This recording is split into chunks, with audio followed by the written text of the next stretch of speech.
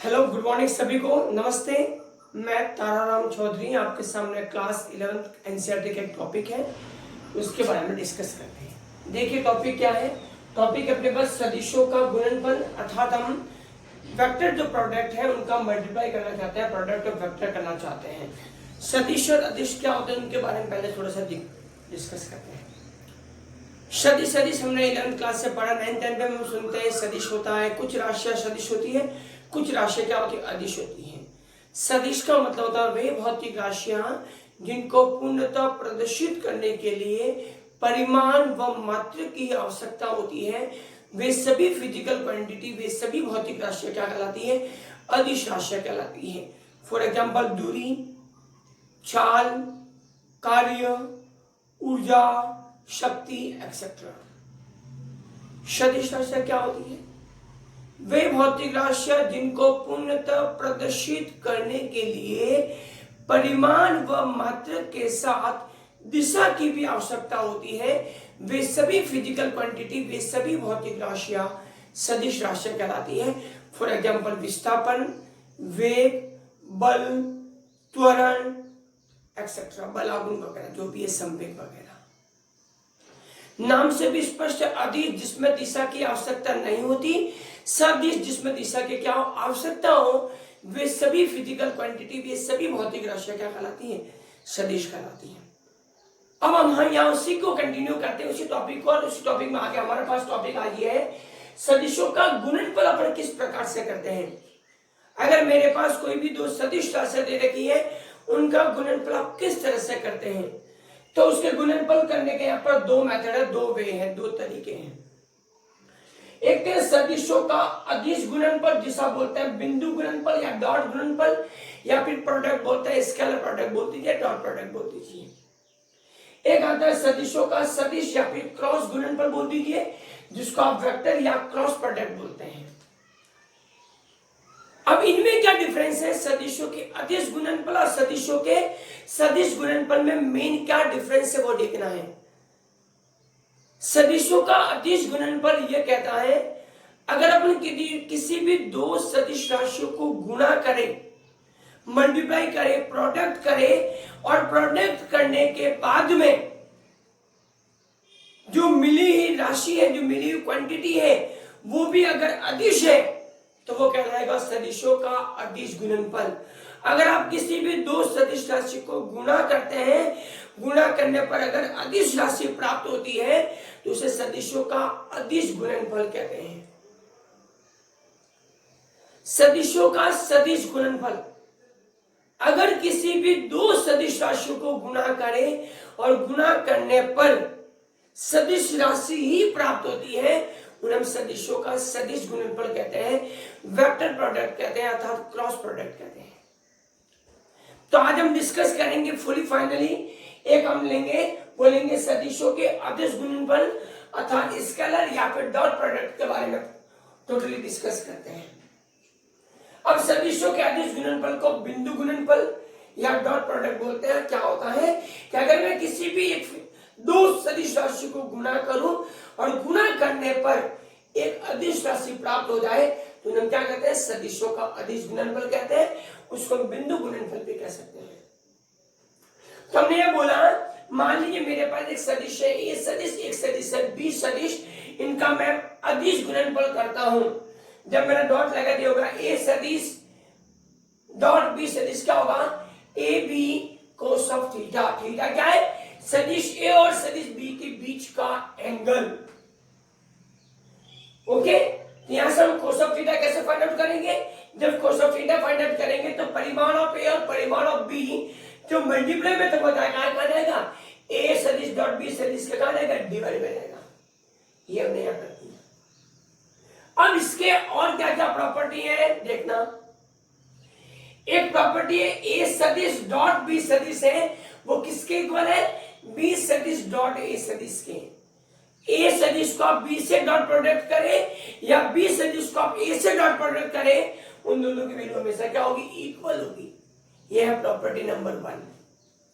Second property क्या है, जो कि वेरी इंपॉर्टेंट है, बहुत ज्यादा पूछते हैं,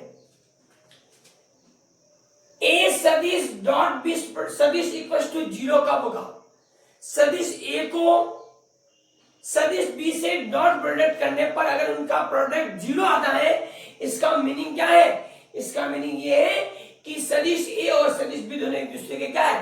परपेंडिकुलर है, लंबवत है। क्योंकि कोसक थीटा, थीटा का मान लंबवत 0 कब होगा? जब थीटा क्या होगा? 90 डिग्री होगा। क्या होगा? 90 डिग्री होता, अर्थात सदिश ए और सदिश बी दोनों एक दूसरे के क्या होंगे? लंबवत होंगे। इसको में बहुत सारे एनसीईआरटी का क्वेश्चन बनते हैं, बार बार पूछते हैं सिद्ध कीजिए कि सदिश ए और सदिश बी एक दूसरे के लंबवत होते हैं। लंबवत कब होंगे? जब सदिश ए और सदिश बी दोनों का डॉट प्रोडक्ट करते हैं, और अगर वो डॉट प्रोडक्ट क्या आता है? 0 आता है, तब हम कहेंगे सदिश ए और सदिश बी दोनों क्या है? एक दूसरे के परपेंडिकुलर है। ओके, तीसरी बात, यहां पर आई कैप, जे कैप और के कैप, इनके बारे में थोड़ा डिस्कस करते हैं। अगर मैं निर्देशांक ज्यामिति की बात करता हूं, इसको रिप्रेजेंट करता है एक्स एक्स, इसको करता है वाई एक्स, इसको करता है जेड एक्स, और ये मेरा मूल बिंदु ओरिजिन है जिसके कोऑर्डिनेट होता है 0,0,0। एक्स की डायरेक्शन में यूनिट वेक्टर होता है आई कैप, वाई में होता है जे कैप, जेड में होता है बेटा के कैप। तो एक्स की डायरेक्शन में यूनिट वेक्टर आई कैप है, वो एक्स की डायरेक्शन को शो करता है, जे कैप करता है वाई के डायरेक्शन को शो करता है, एंड के कैप किसको करता है? जेड के डायरेक्शन को शो करता है। यहां मैंने लिखा आई कैप डॉट आई कैप, पहला जो वेक्टर है वो भी आई मतलब एक्स की डायरेक्शन में, दूसरा वेक्टर वो भी किसकी डायरेक्शन में? आई कैप मतलब वो भी एक्स डायरेक्शन में आता है। दोनों के बीच का एंगल क्या है? 0 डिग्री है, और कोस 0 की वैल्यू होती है 1। क्या होती है? इसलिए हम ऐसे बोलते हैं आई कैप डॉट आई कैप, तो यहां पर क्या होगा? 1 होगा। जे कैप डॉट जे कैप का मतलब क्या है? अगर ए है वो वाई डायरेक्शन में, तो बी भी किसमें? वो भी जे मतलब वो भी वाई डायरेक्शन में, दोनों की डायरेक्शन सेम है, और दोनों की डायरेक्शन सेम, इसका मतलब एंगल क्या होगा?